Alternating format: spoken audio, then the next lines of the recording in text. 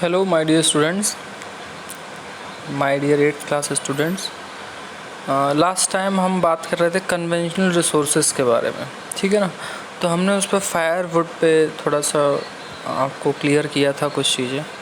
Easy है, सबसे यही है कि इसको तो हम पता नहीं कितने सालों से नॉर्मल इस तरह से यूज़ करते रहे हैं। आज भी फायरवुड को हम यूज़ करते हैं और वो सबसे मेन रिसोर्सेज में एक है। और आपने पढ़ा भी था कि फायरवुड हो या फॉसिल्स फ्यूल्स हो, वो दोनों ही दो मेन कन्वेंशनल एनर्जी रिसोर्सेज, ठीक है ना। फायरवुड को तो आपने समझ ही लिया था कि ये कुकिंग और हीटिंग के लिए सबसे ज़्यादा वाइडली यूज़ किया जाता है। In our country more than 50% of the energy used by villagers come from the firewood. और अगर हम अपने आसपास के गाँव की सबकी बात करें तो आप देखते हैं कि हमारे जितने भी एनर्जी रिसोर्स हैं सबसे ज़्यादा वो लकड़ी से ही लिए जाते हैं। Remains of plants and animals which were buried under the earth for millions of years got converted by the heat and pressure into fossil fuels।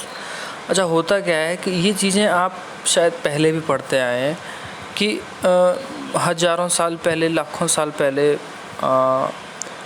आग लगी जंगलों में, पेड़ पौधे सारे नष्ट हुए, ज़मीन के अंदर धंस गए और बहुत सालों तक, यहाँ तक कि इसमें जो काउंटिंग दी हुई है वो मिलियंस ऑफ ईयर्स तभी हो पाता है। इतने सालों तक वो अंडर रहे और उसके बाद वो कन्वर्टेड हुए हीट और प्रेशर्स की वजह से फॉसिल्स फ्यूल्स में। मतलब कोयला बना होगा, वो इस तरह की दर चीज़ें जो होती हैं लकड़ी के वेस्ट से बनने वाली, वो सब बनी।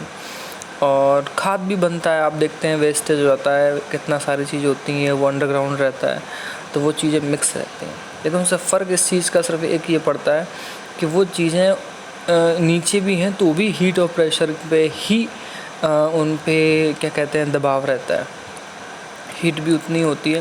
क्योंकि आपने शायद चीज़ें नहीं सुनी होंगी कि जब भी हमारे यहाँ कोल माइनिंग होती है तो ऐसी बहुत सारी घटनाएं हैं, आप उनको अगर गूगल करोगे कि खदान के वक्त बहुत सारी चीज़ों में आग लग गई, वहाँ नीचे कोई भी सिगरेट माचिस इस तरह की चीज़ें अलाउड नहीं होती हैं, मीथेन गैस होती है प्रॉपरली, वहाँ नीचे आग पकड़ती है, विस्फोट हो जाते हैं, बहुत से लोग मर जाते हैं।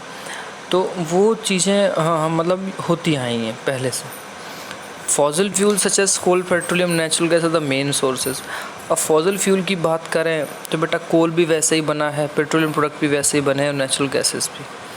अब मैंने जैसे अभी आपसे कहा था कि मीथेन होती है अंडरग्राउंड। अब जैसे आप पेट्रोलियम की बात करोगे तो चाहे एनिमल्स के, डेड एनिमल्स की बॉडीज, सेल्स, ये सब चीज़ें हों, पार्ट्स हों, बहुत सारी चीज़ें हैं, ये भी वेस्टेज में मिल गई सारी। अब ये सब मिल के अब इसकी बहुत बड़ी प्रोसेस है, यहाँ हम वो डिस्कस करने तो अभी नहीं आए। बट उस चीज़ को देखने के बाद आप पाएंगे कि जब डामर को यूज़ किया जाता है, जब डामर बाहर आता है, रोड्स बनते हैं, तो आप देखेंगे उसमें छोटे छोटे पार्टिकल्स होते हैं। आपने अगर कभी महसूस किया, वो पार्टिकल्स क्या है, वो चीज़ें कहाँ से आई? क्योंकि एनिमल के फैट में जो चीज़ें होती हैं, चिकनाहट होती है, वो भी उन चीज़ों में क्लियरली दिखाई देता है। वो सारी चीज़ें मतलब होती हैं, वो फैट, वो सारी चीज़ें, वो चिकनाहट वो बनी रहती है। चिकनाहट तो कभी इतनी जल्दी ख़त्म भी नहीं होती।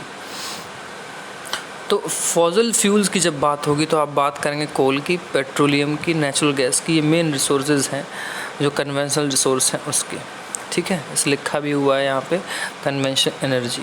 The reserve of this minerals are limited. हमें ये ध्यान रखना होगा कि फॉसिल फ्यूल्स का जो रिजर्व है वो लिमिटेड है students. The rate at which the growing world population is consuming them is far greater than the rate of their formation.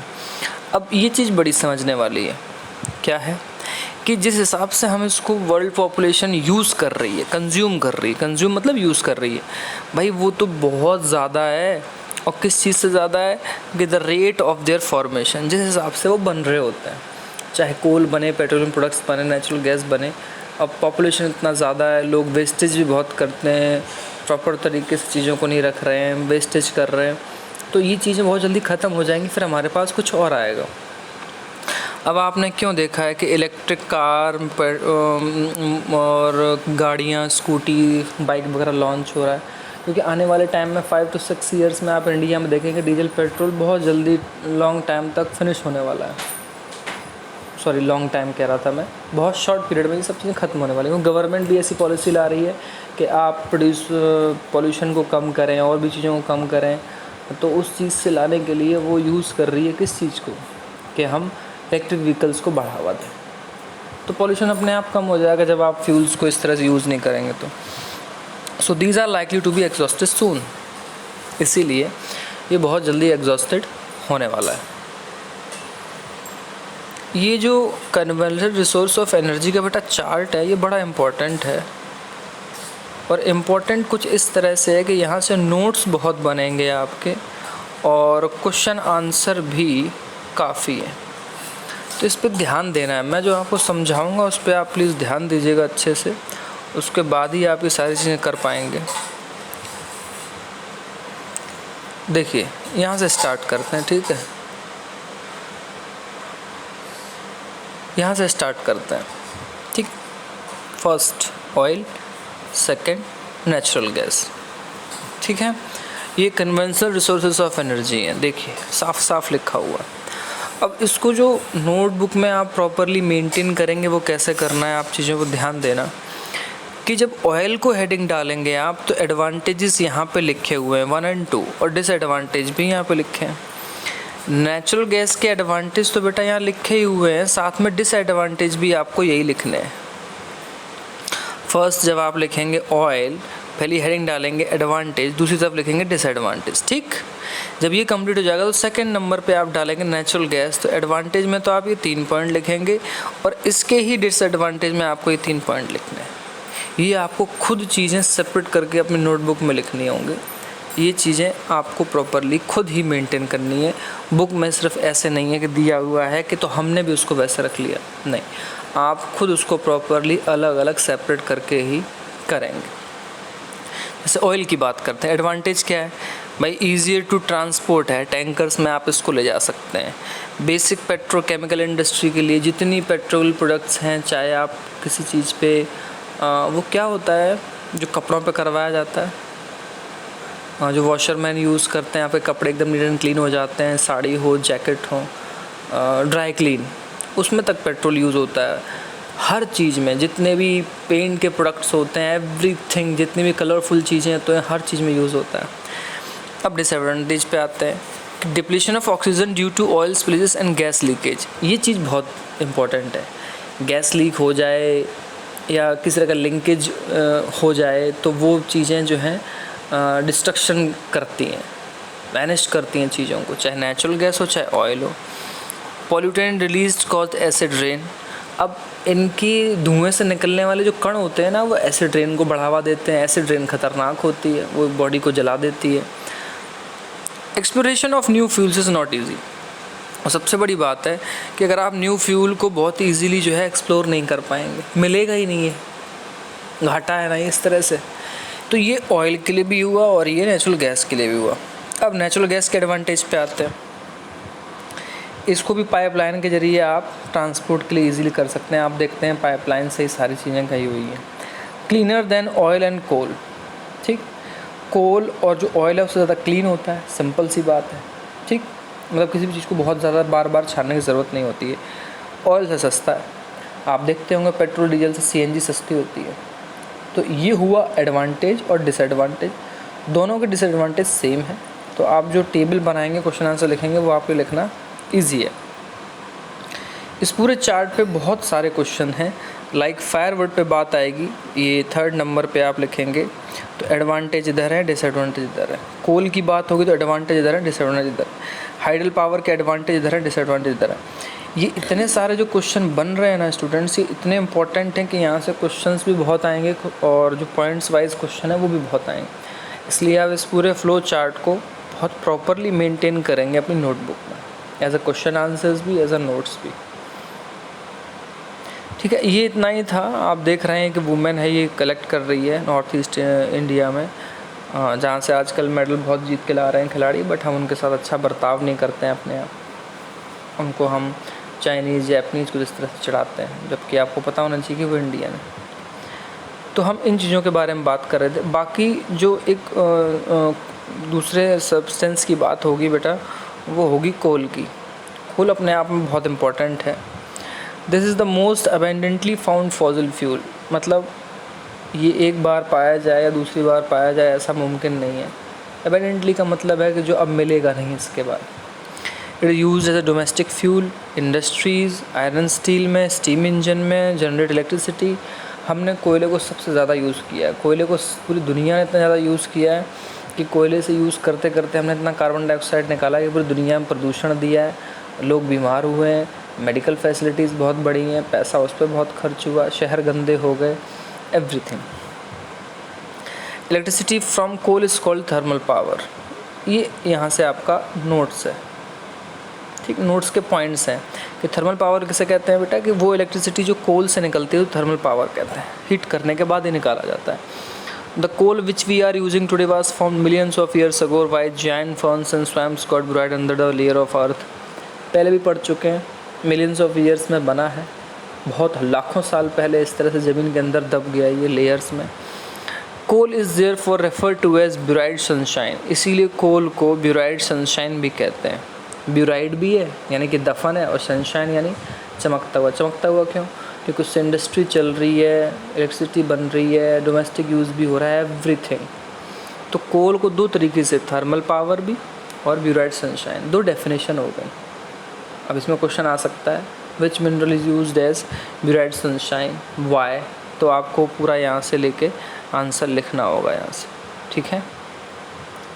अब वो इसमें सिर्फ ये बात बताएगा कहाँ कहाँ ज़्यादा होता है। देखिए, लीडिंग प्रोड्यूसर हैं जो दुनिया में, वो China, USA, Germany, Russia, south Africa, France है। और जब इंडिया की बात करेंगे तो रानीगंज, झारिया, धनबाद, बोकारो में होता है। ये सारी जगह कहाँ है बेटा? झारखंड में। ध्यान रखें आप, रानीगंज, झारिया, धनबाद, बोकारो, ये सारी की सारी जगह बेटा झारखंड में है। इंडिया में यहाँ पे कोयला सबसे ज़्यादा होता है, ध्यान रखना आप इस बात का। वर्ड ओरिजिन की बात आएगी, ये तो बहुत इम्पोर्टेंट होता है हमेशा से, जो मैंने आपको सिखा रखा है। The word petroleum is derived from Latin word Petra. Latin word Petra से निकला है, जिसका मीनिंग होता है रॉक, यानी कि जो चीज़ रॉक से निकली हुई है। ओलियम, अब पेट्रा पेट्रोलियम करके है ना, तो पेट्रा मीन्स रॉक से, ओलियम मतलब ऑयल, यानी कि जो रॉक से निकलने वाला ऑयल है वो। सो पेट्रोलियम मीन्स रॉक ऑयल। तो पेट्रोलियम का मतलब क्या हुआ? Rock oil. ये हैं छोटी छोटी डेफिनेशंस, छोटे छोटे एक्सप्लेनेशंस। इन चीज़ों पर थोड़ा सा ध्यान रखना है आपको, ठीक है। बस ये सारी चीज़ें हैं, पेट्रोलियम है, ये बाकी छोटी छोटी चीज़ें आएंगी, ब्लैक गोल्ड है, नेचुरल गैस है, ये सारी चीज़ें भी आपको धीरे धीरे समझ में आएंगी। और ये बहुत शानदार टॉपिक है। और जैसे पेट्रोलियम की बात करते हैं, वर्ड ओरिजिन पढ़ लिया, अब पेट्रोलियम की बात करें तो बेटा पेट्रोलियम वो आपकी कार को दौड़ाता है, या आपकी साइकिल को दूर रखता है, सॉरी मैं क्या बोल गया, ठीक है। साथ ही साथ oil that keeps your cycle from skewing, वो नहीं, साइकिल स्मूथली चलती है, ग्रीसिंग वगैरह की जाती है, मैं उस ऑयल की बात कर रहा हूँ। Both began as a thick black liquid called petroleum. ये दोनों ही चीज़ें, चाहे पेट्रोलियम की बात हो, चाहे ग्रीस की बात हो, चाहे वो मोबिल ऑयल या अदर तरह के ऑयल की बात हो जो आपकी साइकिल को स्मूथ दौड़ाते हैं, दोनों को ही एक साथ हम पेट्रोलियम लिक्विड से ही निकालते हैं, black liquid. It is found between the layers of rocks and is drilled from oil field located in offshore and coastal areas. समुद्र के किनारे हों चाहे कोस्टल एरियाज़ में हो, ऑफशोर दोनों जगह से निकलता है, पहाड़ों से भी निकलता है। ये ऑयल हम निकालते हैं, उसके बाद ये सारी चीज़ों का यूज़ वहाँ होता है। This is then sent to refineries which process the crude oil and produce a variety of product like diesel, petrol, kerosene, wax, plastic and lubricant. आप सोच सकते हैं कि इतनी सारी चीज़ें, क्रूड ऑयल मतलब कच्चा तेल, उससे बहुत सारी वैरायटी निकलती हैं। मैं आपको बता दूं, जो सबसे फाइनेस्ट पेट्रोल होता है बेटा वो हवाई जहाज़ में, एरोप्लेन्स में यूज़ होता है और फाइटर प्लेन्स में। उसके बाद वाला पेट्रोल प्रीमियम और नॉर्मल होता है जो आपके फ्यूल स्टेशन से मिलता है। फिर डीजल निकलता है, फिर केरोसिन ऑयल निकलता है, फिर उसी में से 2-3 चीज़ें और निकलती हैं, वैक्स निकलता है। आपने कभी ध्यान दिया है कि जो आपका क्या कहते हैं, ये पेट्रोलियम जेली बनती है, चिकनाहट आपके शरीर को अच्छा करने के लिए, ये सब वहीं से निकलता है, उसी में से। ध्यान रखना आप इस बात का, पेट्रोलियम जेली, इसलिए वो महंगी आती है। प्लास्टिक्स बहुत सारे प्रोडक्ट बनना और लुब्रिकेंट्स, ये देखते हैं ना आप, जब गाड़ी की सर्विसिंग होती है तो मोबिल ऑयल डालते हैं, ऐसी बहुत सारी चीज़ें हैं, है ना। तो वो सारी चीज़ें यहीं से बनती हैं। Petroleum and its derivatives are called black gold as they are very valuable. Petroleum और उसके साथ के जितने भी प्रोडक्ट्स हैं, चाहे वैक्स की बात हो, लुब्रिकेंट्स की बात हो, एवरीथिंग बहुत वैल्यूएबल हैं, इसलिए उनको ब्लैक गोल्ड कहते हैं। रीज़न, जितने भी वेस्ट कंट्रीज़ हैं मिडिल ईस्ट में जहाँ तेल निकलता है, अरब, कुवैत, ये सारे, ओमन, जॉर्डन, ये सब बहुत पैसे वाले बने ना बेटा, ईरान, इराक, इसीलिए ब्लैक गोल्ड, क्योंकि उससे पैसा बहुत, पूरी दुनिया उसी से चलती है। लेकिन अब उनका टाइम ख़त्म होने को आया अगले 30-40 साल में, क्योंकि अब इलेक्ट्रिक व्हीकल्स की इंडस्ट्री बहुत तेज़ी से बढ़ने वाली है, तो टेस्ला जैसे लोग और अमीर होने वाले हैं। The chief petroleum producing countries are Iran, Iraq, Saudi Arabia and Qatar. Qatar भी है, कुवैत है, ये सब वही कंट्रीज़ हैं जिनकी मैं बात कर रहा था। The other major producers are Russia, Venezuela, Algeria. The leading producer in India, दिपगोई in Assam, Bombay High in Mumbai, और कृष्णा और गोदावरी रिवर के डेल्टाज। जब इंडिया की बात करें तो आपको पता होना चाहिए, डिगबोई एक जगह है बेटा असम में, वहाँ से तेल निकलता है। बॉम्बे हाई एक जगह है मुंबई में, जो समुद्र के बीचों बीच है, वहाँ से निकलता है। और कृष्णा नदी और जो गोदावरी नदी है उसके डेल्टाज में, जो लास्ट जहाँ नदी मिलती है समुद्र में, उन डेल्टा इलाकों में पहाड़ों से तेल निकलता है। तो इंडिया में इस तरह से तेल मिलता है। फिर नेचुरल गैस की बात होती है। डू यू नो में आप जानेंगे कुछ नया, अच्छा सा, बढ़िया सा, इम्पॉर्टेंट होता है हमेशा की तरह, कि कंप्रेस्ड नेचुरल गैस, पहले तो ये फुल फॉर्म आप लिखेंगे अपने नोटबुक में, is a popular eco friendly automobile fuel as it's cause less pollution than petroleum diesel. इसको इको फ्रेंडली बेटा इसलिए कहते हैं क्योंकि पॉल्यूशन जो है कम देता है पेट्रोलियम और प्रोडक्ट से और डीजल से, इसलिए उसको इको फ्रेंडली बोला गया। सीएनजी को इसीलिए आप देखते हैं बहुत वाइडली यूज़ किया जाता है। ओके, बाद में आएगा नेचुरल गैस, यहीं से स्टार्ट है नेचुरल गैस, यहाँ से हम कल क्लास स्टार्ट करेंगे। ओके, आज के लिए इतना ही रखेंगे। आज के लिए वर्क बहुत अच्छा है आपके लिए, क्वेश्चन आंसर्स नोट्स भी काफ़ी हो गए। Do you know, word origin और वो चार्ट है, उससे जो आपको प्रॉपरली चीज़ें लिखनी है आप रेडी रखें अपने चीज़ों को, और होमवर्क को आप सबमिट करें टाइम से। Okay class, thank you.